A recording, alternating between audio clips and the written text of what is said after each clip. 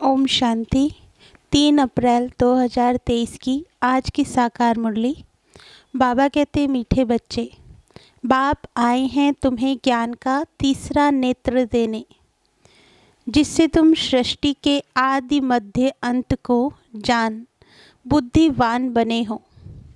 प्रश्न: आत्मा और शरीर दोनों को पवित्र बनाने तथा राजाई पद का अधिकार लेने की सहज विधि क्या है?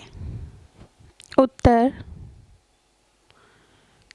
तुम्हारे पास देह सहित जो भी पुराना ककपन है उसे एक्सचेंज करो, बाप के हवाले कर दो, पूरा बलि चढ़ो, बाप को ट्रस्टी बनाओ, श्रीमत पर चलते रहो तो आत्मा और शरीर दोनों पवित्र बन जाएंगे, रजाई पद प्राप्त हो जाएगा।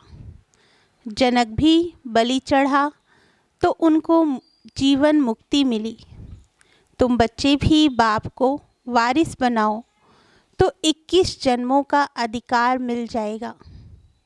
गीत: नयनहीन को राह दिखाओ प्रभु। ओम शांति। बाबा कहते, बच्चों ने गीत सुना। यह भक्त भगवान को पुकारते हैं। भगवान को पूरा ना जानने के कारण मनुष्य कितना दुखी है, कितना माथा मारते रहते हैं। भक्ति मार्ग में सिर्फ इस जन्म की बात नहीं, जब से भक्ति मार्ग शुरू हुआ है तब से धक्के खाते रहते हैं। भारत में ही पूज्य देवी देवताओं का राज्य था, जिसको स्वर्ग सचखंड कहा जाता था। अब भारत झूठ खंड है। भारत की महिमा बड़ी ज़बरदस्त है, क्योंकि भारत परमपिता परमात्मा का बर्थ प्लेस है। उसका असल नाम शिव ही है। शिव जयंती मनाते हैं। रुद्र व सोमनाथ जयंती नहीं कहा जाता है। शिव जयंती व शिवरात्रि कहा जाता है। बाबा कहते, अब सभी नयनहीन बुद्धिहीन हैं, क्योंकि सब में 5 विकार प्रवेश हैं। रावण ने नयनहीन और बुद्धिहीन बनाया है। एक दो को दुख देते रहते हैं। भारत जब स्वर्ग था तो दुख का नाम नहीं था। स्वर्ग की स्थापना करने वाला है हेवनली गॉड फादर। अभी सब भक्तों का भगवान तो जरूर एक होना चाहिए ना। सभी नयनहीन हैं, अर्थात ज्ञान के चक्षु व डिवाइन इंसाइट नहीं है। भगवान वाच, मैं तुमको राजयोग सिखाता हूँ। श्रीमद् भगवत गीता है मुख्य। श्री अर्थात श्रेष्ठ मत से अब तुमको बुद्धिवान बनाया जाता है। दिव्य चक्षु अर्थात ज्ञान का तीसरा नेत्र देते हैं। वास्तव में ज्ञान का तीसरा नेत्र तुम ब्राह्मणों को मिलता है, जिससे तुम बाप को और बाप की रचना के आदि मध्य अंत को जान जाते हो। बाबा कहते, इस समय सर्वव्यापी है देह अहंकार व 5 विकार, इसलिए सभी घोर अंधियारे में हैं। तुम बच्चों के पास रोशनी है। तुम्हारी आत्मा सारे वर्ल्ड की हिस्ट्री ज्योग्राफी को जान गई है। आगे तुम सब अज्ञान में थे। ज्ञान अंजन सतगुरु दिया, अज्ञान अंधेर विनाश। जो पूज्य थे वही फिर पुजारी बन पड़े हैं। पूज्य हैं रोशनी में, पुजारी हैं अंधेरे में। परमात्मा को आपे ही पूज्य, आपे ही पुजारी नहीं कह सकते। वह तो है ही परम पूज्य, सबको पूज्य बनाने वाला। उनको कहा जाता है परम पूज्य। परम पिता परमात्मा कृष्ण को थोड़े ही ऐसे कहेंगे। उनको सब गॉड फादर नहीं कहेंगे। निराकार गॉड को ही सब गॉड फादर कहते हैं। है वह भी आत्मा, परंतु परम है। इसलिए उनको परमपिता परमात्मा कहा जाता है। आत्मा और परमात्मा का रूप एक ही है। जरूर हम आत्मा हैं, वह परम आत्मा सदैव परम धाम में रहने वाला है। अंग्रेजी में उनको सुप्रीम सोल कहा जाता है। बाप कहते हैं, तुम गाते भी हो, आत्मा परमात्मा अलग रहे बहुकाल। ऐसे नहीं, परमात्मा परमात्मा से अलग रहे बहुकाल। नहीं, पहले नंबर का अज्ञान है। आत्मा सो परमात्मा, परमात्मा सो आत्मा कहना। आत्मा तो जन्म मरण में आती है, परमात्मा थोड़े ही पुनर्जन्म में आते हैं। बाप बैठ समझाते हैं, तुम भारतवासी स्वर्गवासी पूज्य थे। यह सारी ईश्वरी फैमिली हो गई ना। अच्छा, भला यह तो बताओ, तुम माता पिता किसको कहते हो? यह कौन कहते हैं? आत्मा कहती है, तुम माता पिता, तुम्हारी कृपा से स्वर्ग के सुख घनेरे हमको स्वर्ग में मिले हुए थे। तुम माता पिता आकर स्वर्ग की स्थापना करते हो तो हम आपके बच्चे बनते हैं। बाप कहते हैं, मैं संगम पर ही आकर राजयोग सिखलाता हूँ नई दुनिया के लिए। बाप आकर समझाते हैं, तुम मुझे भूल गए हो। मेरी तो शिव जयंती भी भारत में मनाते हो ना। गाया भी जाता है शिवरात्रि। कौन सी रात्रि? यह ब्रह्मा की बेहद की रात है। संगम पर आकर रात से दिन अर्थात नरक से स्वर्ग बनाते हैं। शिवरात्रि के अर्थ का भी कोई को पता नहीं है। भगवान है निराकार। मनुष्यों के तो जन्म बाई जन्म शरीर के नाम बदलते हैं। परमात्मा कहते हैं, मेरा शारीरिक नाम ही नहीं है, मेरा नाम शिव ही है। मैं सिर्फ बूढ़े वानप्रस्थ तन का आधार लेता हूँ। यह पूज्य था, अब पुजारी बना है। शिव बाबा आकर स्वर्ग रचते हैं। हम उनके बच्चे हैं तो जरूर हम स्वर्ग के मालिक होने चाहिए ना। वह शिव बाबा है, ऊंचे ते ऊंचा। ब्रह्मा विष्णु शंकर का पार्ट अपना अपना है। हर एक एक्टर का पार्ट अपना है। हर एक आत्मा में अपना सुख का पार्ट नूंदा हुआ है। बाप कल्प कल्प आकर भारतवासियों को स्वर्गवासी बनाते हैं। उसको भूल गए हैं। कहते हैं, फलाना स्वर्गवासी हुआ। बाबा कहते, अरे अब तो नरक है, तो पुनर्जन्म जरूर नरक में ही लेंगे ना। तो फिर तुम उनको नरक का भोजन क्यों खिलाते हो? स्वर्ग में तो अथाह वैभव है। फिर उनकी आत्मा को मंगाकर नरक का भोजन क्यों खिलाते हो? पतित ब्राह्मण को खिलाते हो, प्याज आदि खिलाते हो, वहाँ थोड़े ही यह होता है। तो देखो भारत की क्या हालत हो गई है। भगवान वाच, अब मैं तुमको ज्ञान का तीसरा नेत्र देता हूँ। तुम फिर से राजाओं का राजा बनेंगे। देवी देवताएं 84 जन्म भोग पूज्य से पुजारी बन गए हैं। तुम जानते हो हम शिव बाबा के वारिस बने थे। शिव बाबा ने स्वर्गवासी बनाया था, तब उनको सब याद करते हैं। ओ गॉड फादर रहम करो। साधु भी साधना करते हैं, क्योंकि यहाँ दुख है तो निर्वाण धाम जाना चाहते हैं। आत्मा परमात्मा में लीन तो होती नहीं, यह समझना भूल है।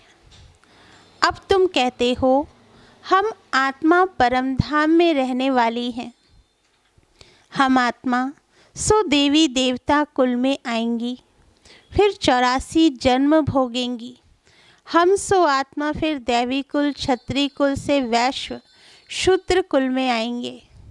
शिव बाबा जन्म मरण में नहीं आते, सिर्फ आकर भारत को स्वर्ग बनाते हैं, गाया भी जाता है। सतयुग में सूर्यवंशी श्री लक्ष्मी नारायण की डिनाइस्टी थी।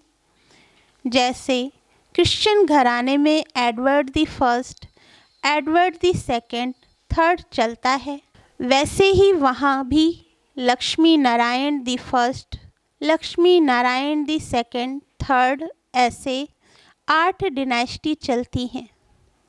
अभी तुम ब्राह्मणों का तीसरा नेत्र खुला है। बाप बैठ आत्माओं से बात करते हैं। तुम ऐसे 84 का चक्र लगाकर इतने इतने जन्म लेते आए हो। वर्णों का भी एक चित्र बनाते हैं जिसमें देवता, क्षत्रिय, वैश्य, शूद्र बनाते हैं।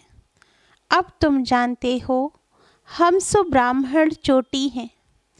इस समय हम हैं ईश्वरी औलाद प्रैक्टिकल में। इस समय राजयोग और ज्ञान से हमको सुख घनेरे मिलते हैं। कोई तो सूर्यवंशी राजा रानी का वर्षा लेते हैं, कोई चंद्रवंशी का। सारी किंगडम स्थापन हो रही है। हर एक अपने पुरुषार्थ से वह पद पाएंगे। कोई अगर पूछे कि अभी पढ़ते पढ़ते हमारा शरीर छूट जाए तो क्या पद मिलेगा, तो बाबा बतला सकते हैं, योग से ही आयु बढ़ती है, विकर्म विनाश होते हैं, और कोई उपाय पतित से पावन बनने का है नहीं। पतित पावन कहने से ही भगवान याद आता है। भगवान है कौन, यह नहीं जानते। बाप कहते हैं, मैं आता ही हूँ भारत में। यह मेरा बर्थ प्लेस है। सोमनाथ का मंदिर कितना आलीशान था, यह बाप ही बच्चों को समझाते हैं, जिसके फिर बाद में शास्त्र बनते हैं। भक्ति मार्ग में ही यह यादगार बनना शुरू होते हैं। जब पुजारी बनते हैं तो पहले पहले सोमनाथ का मंदिर बनाते हैं। भारत तो सतयुग त्रेता में बहुत साहूकार था, मंदिरों में अथाह धन था, भारत हीरे तुल्य था। अब तो कंगाल कौड़ी तुल्य है। फिर बाप आकर भारत को हीरे तुल्य बनाते हैं। सारा झाड़ जर्जड़ी भूत अवस्था को पाया हुआ है। बाप कहते हैं, अपनी शक्ल तो देखो, लक्ष्मी नारायण को वरने लायक हो। नारद की कहानी है ना, पतित आत्मा पवित्र लक्ष्मी अथवा नारायण को कैसे वर सकेगी। विकार में गए तो फिर पासपोर्ट कैंसिल हो जाता है। अपने आप को देखा जाता है कि हम ऐसा पुरुषार्थ करते हैं जो बाबा मम्मा के गद्दी नशीन बन सके। यह है ही पतित दुनिया। पवित्रता है मुख्य। अब तो no health, no wealth, no happiness. यह रूड़े के पानी मिसल मृग तृष्णा राज्य है। इस पर भी दुर्योधन की कहानी शास्त्रों में है। दुर्योधन विकारी को कहा जाता है।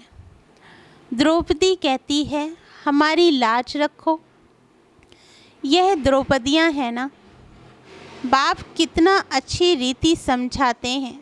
जितना बुद्धि योग पूरा लगा हुआ होगा तो धारणा भी होगी। नॉलेज ब्रह्मचर्य में ही पढ़ी जाती है।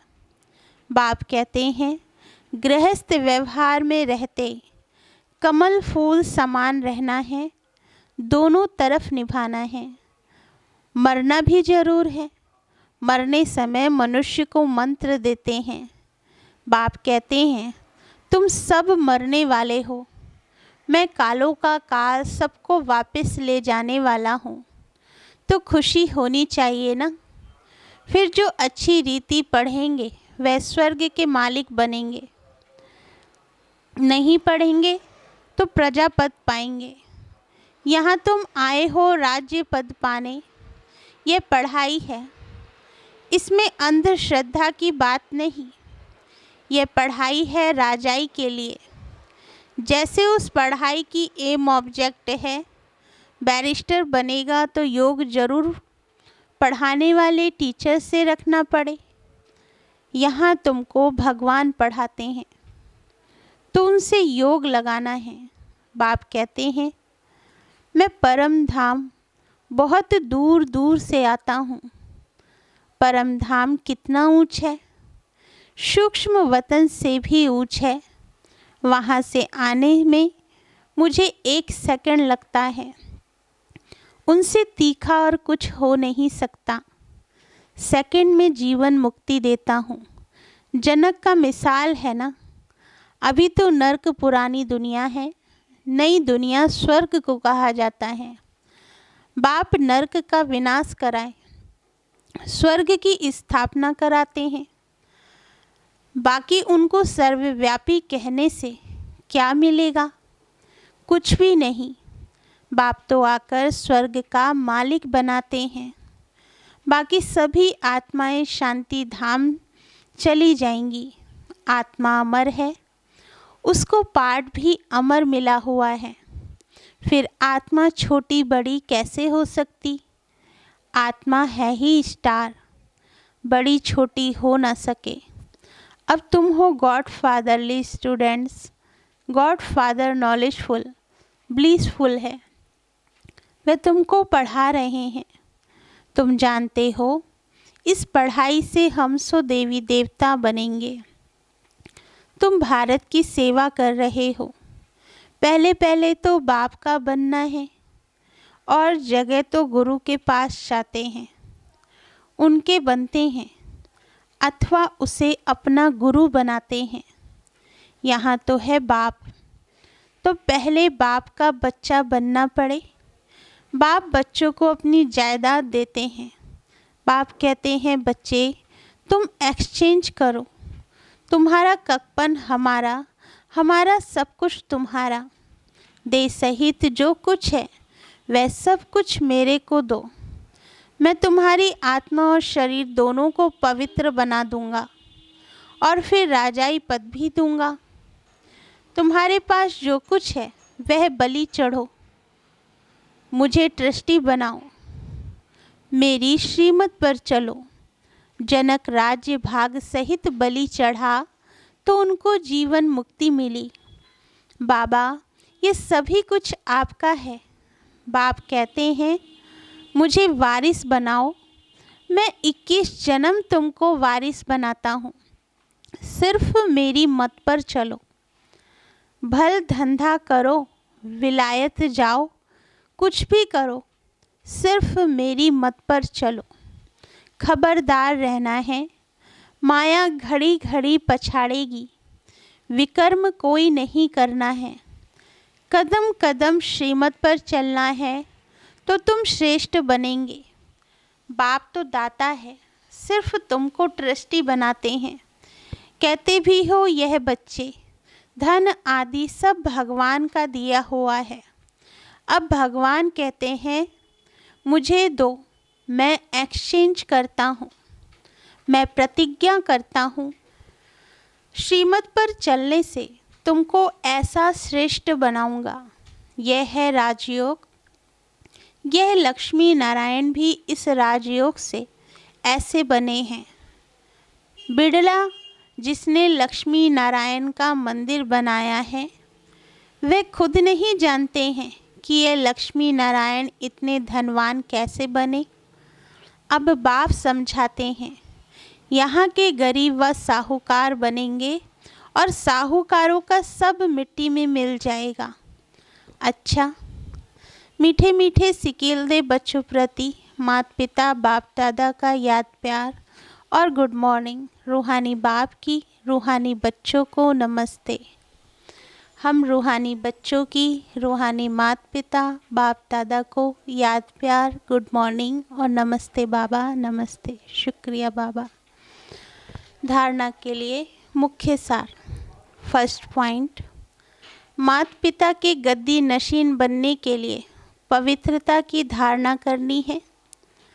दोनों तरफ निभाते हुए पढ़ाई पर पूरा ध्यान देना है। सेकंड पॉइंट, कोई भी विकर्म नहीं करना है। बहुत खबरदार हो, श्रीमत पर चलते रहना है। ट्रस्टी जरूर बनना है। बाबा ने वरदान दिया, अपने मस्तक बीच सदा बाप की स्मृति इमर्ज रखने वाले मस्तक मणि भव। वरदान का सार, मस्तक मणि अर्थात जिसके मस्तक में सदा बाप की याद रहे, इसी को ही ऊंची स्टेज कहा जाता है। अपने को सदा ऐसी ऊंची स्टेज पर स्थित रहने वाली श्रेष्ठ आत्मा समझ आगे बढ़ते रहो। जो इस ऊंची स्टेज पर रहते हैं वह नीचे की अनेक प्रकार की बातों को सहज पार कर लेते हैं। समस्याएं नीचे रह जाती हैं और स्वयं ऊपर हो जाते हैं। मस्तक मणि का स्थान ही ऊंचा मस्तक है, इसलिए नीचे नहीं आना, सदा ऊपर रहो। स्लोगन, बेफिक्र बादशाह की स्थिति का अनुभव करना है तो मेरे को तेरे में परिवर्तन कर दो। अच्छा, ओम शांति। मीठे बाबा।